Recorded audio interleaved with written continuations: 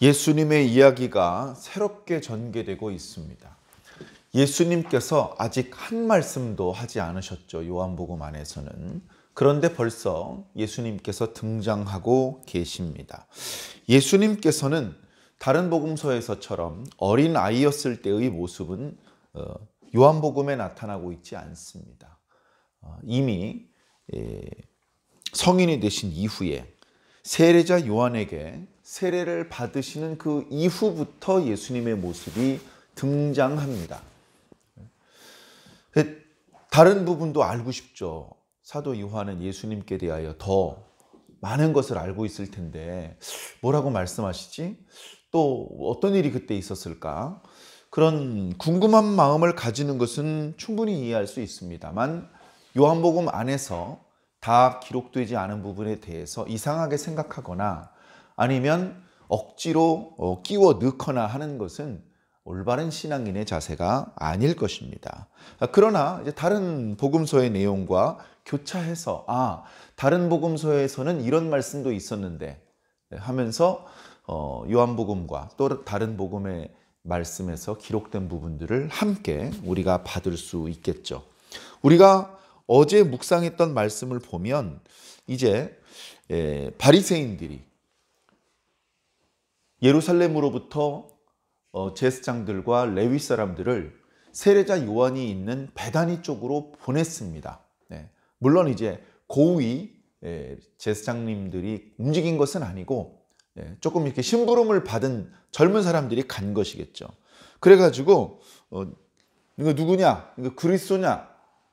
다짜고짜 물어봤습니다. 세례자 요한은 돌려 말하는 스타일이 아니었기 때문에 직설적으로 대답을 해주었죠. 나는 그리스도가 아니다. 그러면 엘리야냐? 나는 엘리야도 아니다. 그래? 그러면 그 선지자냐? 모세가 말했던 그 선지자냐? 나는 그 선지자도 아니다. 아니 그럼 넌 누구냐? 넌 누구라고 자기 자신을 소개하는 것이냐? 나는 이사야 선지자가 예언하셨던 주의 길을 예비하라고 광야에서 외치는 자의 소리다. 아니 너는 그리스도도 아니고 엘리야도 아니라면서 왜 여기서 그럼 세례를 베푸는 것이냐? 무슨 권위로 이런 일을 하는 것이냐? 이제 그런 것을 물어보는 것이죠. 그때 나에게 물로 세례를 베풀라고 명하신 분이 있었다. 그분은 바로 하나님이시다. 이런 대답을 우리가 할 것 같은데 오히려 그 파송된 사람들이 원하는 방향으로 대답하지 않고 세례자 요한은 전혀 엉뚱한 대답을 했습니다.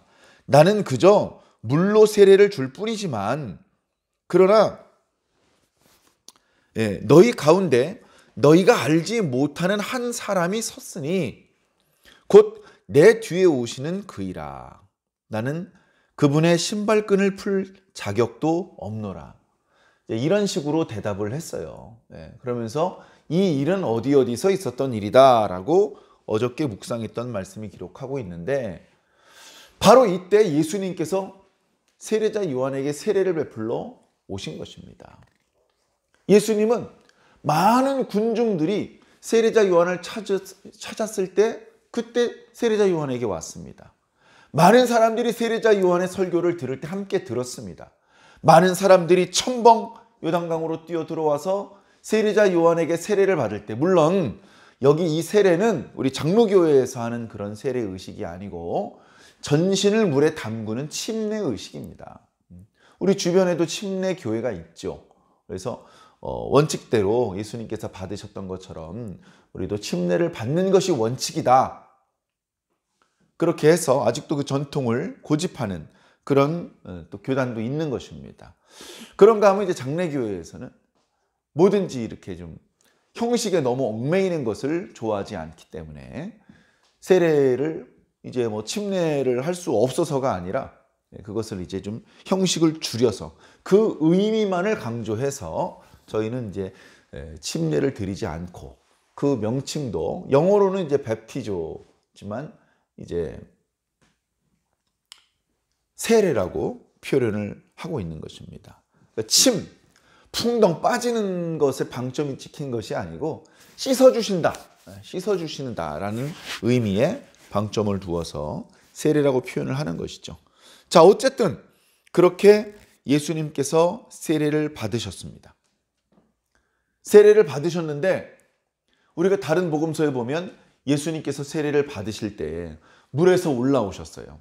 그리고 하나님께 감사의 기도를 올리고 있을 때 성령이 형체로는 비둘기처럼 예수님께 오셨어요. 그 사람들 눈에는 비둘기밖에 못 봤을 겁니다.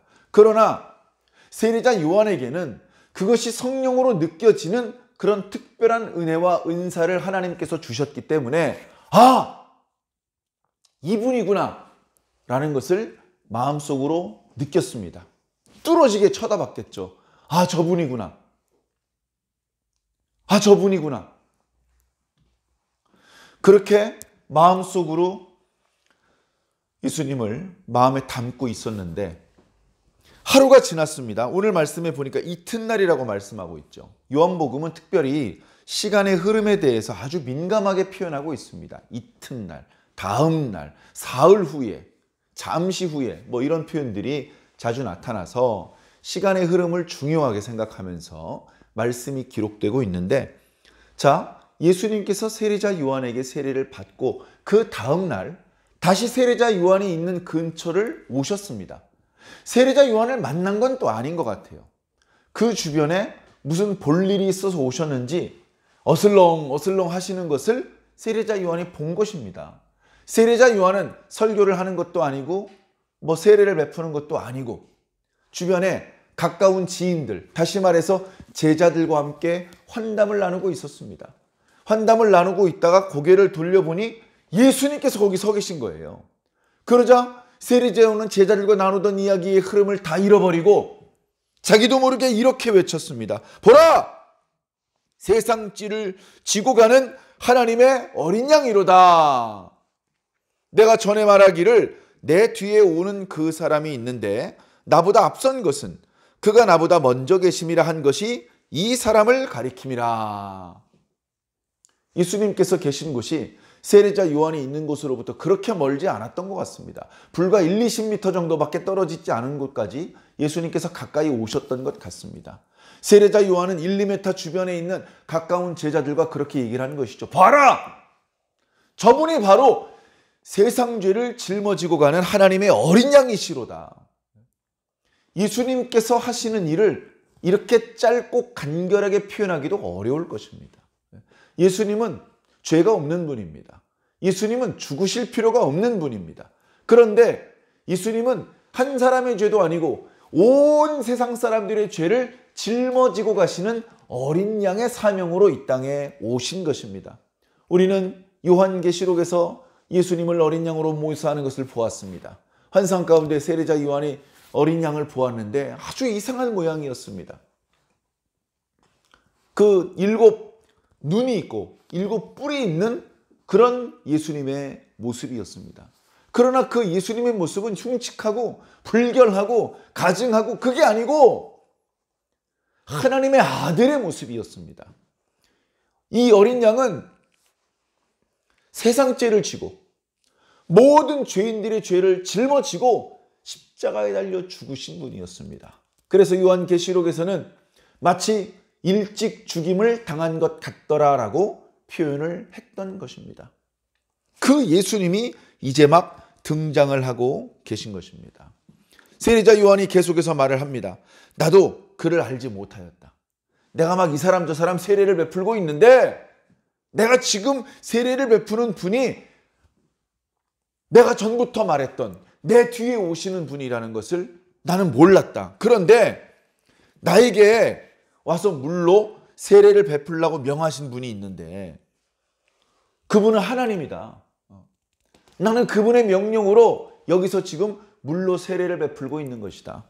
물로 세례를 베푸는 목적은 크게 여러 가지가 있겠죠. 근데 오늘은 특별히 그리스도를 나타내려 합니다. 그를 내 뒤에 오시는 분을 이스라엘에 나타내려 함이라 라고 말하는 겁니다. 또 증언하여 이르기를 내가 보매 성령이 비둘기같이 하늘로부터 내려와서 그의 위에 머무르는 것을 내가 보았다. 나도 그를 알지 못하였지만 나를 보내어 물로 세례를 베풀라고 하신 분께서 나에게 말씀하시기를 성령이 내려서 누르고 위에 머무는 것을 보거든 그가 곧 성령으로 세례를 베푸시는 분인 줄을 알라. 그러니까 그 바리새인들이 보낸 제사장들하고 레위 사람들한테는 다 이 얘기를 안 해준 거예요. 나는 물로 세례 줄 뿐이지만 그분은 성령으로 세례 줄 뿐이요. 그런 얘기도 안 해주는 거예요. 요한복음에서 보면. 그냥 그분은 나보다 큰 분이죠. 그분이 진짜야. 자신에게 관심이 집중되는 것을 피하여서 그 예수 그리스도에게 사람들의 관심이 집중되게 하려고 이제 그렇게 얘기를 했을 뿐이죠. 그러나 이제 가까운 제자들에게는 모든 것들을 숨김없이 이야기를 해주고 있는 것입니다. 내가 보았다. 나에게 세례를 베풀라고 명하신 분 하나님이시죠. 그분께서 말씀하신 대로 성령이 하늘로부터 비둘기같이 임하여 바로 저분에게 임하는 걸 내가 보았다. 그래서 내가 이제 저분이 하나님의 아들이심을 증언하노라. 세례자 요한이 큰 일을 하고 있습니다. 유창한 설교를 하고 다양한 비유를 베풀고 놀라운 기적을 행하고 그런 건 못했어요. 그런 것이 그의 사명이 아닙니다. 그의 사명은 예수 그리스도를 이스라엘 가운데 드러내는 것이었어요. 먼저 가까운 제자들에게 드러내고 있습니다. 보라! 세상 죄를 지고 가는 하나님의 어린 양 이로다. 내가 전에 말했던 내 뒤에 오시는 분이다. 그는 나보다 앞선 분이다. 나보다 먼저 계셨기 때문이다. 성령님께서 그분 위에 머물러 계신 걸 내가 보았다.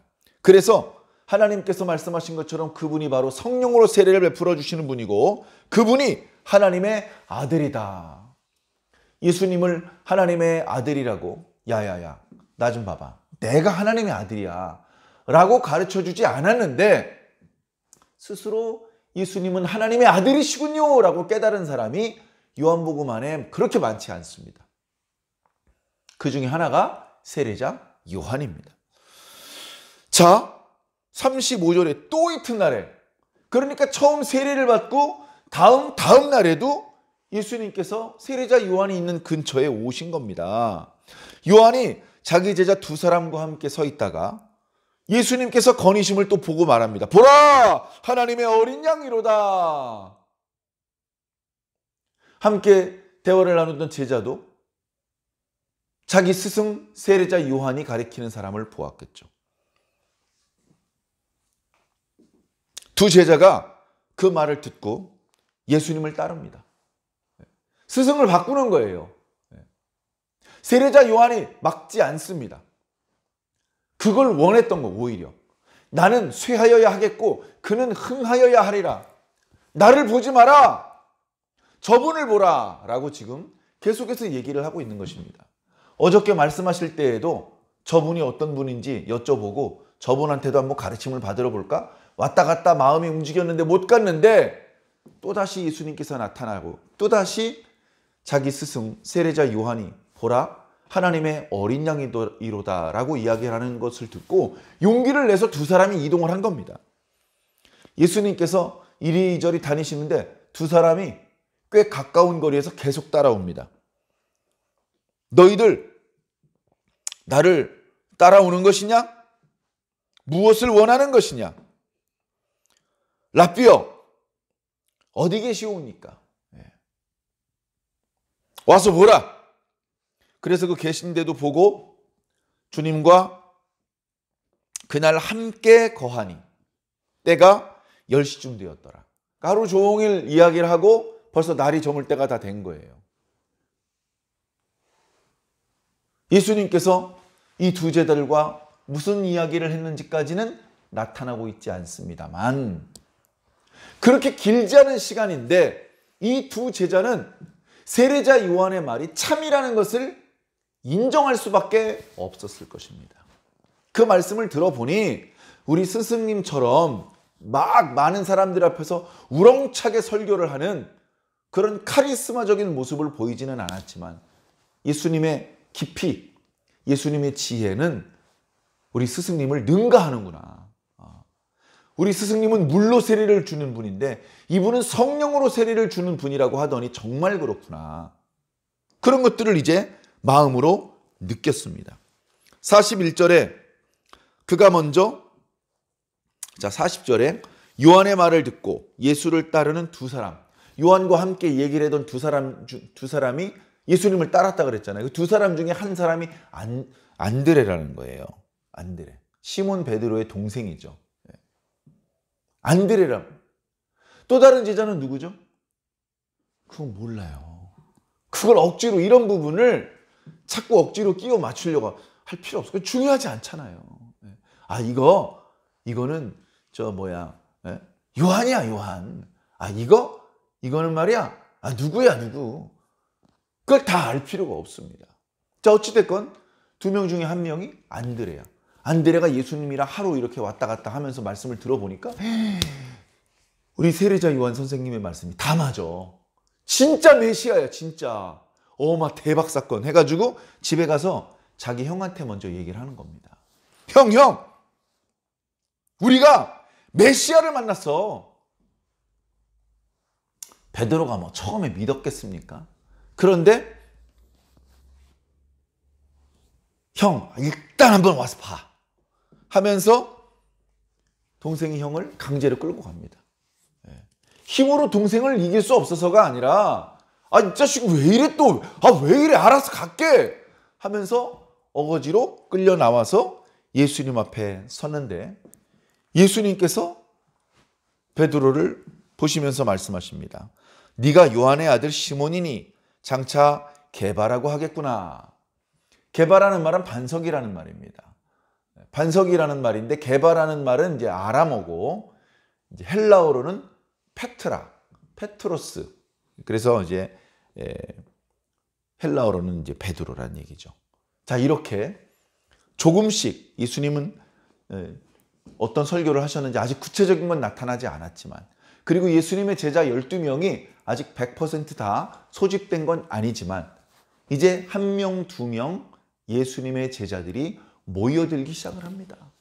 예수님께서는 많은 사람들 앞에서 회중 설교를 한 것은 아닙니다. 오늘 말씀에 보면 와 보라, 무엇을 원하느냐, 네가 요한의 아들이니 시몬이니 장차 게바라고 하겠다, 이런 정도의 말씀만을 주신 상태예요. 자, 그러나 이렇게 서서히 모든 관심이 예수님에게 집중되고 있습니다. 예수님을 통해서 하나님의 큰 그림이 완성될 것이고, 하나님의 큰 그림이 완성하기 어려운 그림인데 그 그림을 이루기 위해서 풀어야 될 매듭이 몇 개 있는데 가장 큰 매듭을 예수 그리스도께서 풀어내기 시작하고 계신 것입니다. 사랑하는 성도 여러분, 예수님을 만나니까 어떻습니까? 말씀 속에서 저는 예수님을 만나니까 너무 좋습니다. 예수님의 음성이 간접적으로 들리고 예수님의 모습이 간접적으로 보이니까 너무나 좋고, 저도 이 시대에 예수님을 만나서 예수님을 따라다닐 수 있었으면 얼마나 행복했을까 하는 생각을 해보았습니다. 비록 그럴 수는 없지만 우리가 함께 말씀을 읽으면서 예수님의 뒤를 따라가고 예수님의 행적을 목격하고 예수님의 말씀을 귀담아 듣는 행복한 시간들이 되시기를 예수님 이름으로 간절히 축원합니다. 아멘.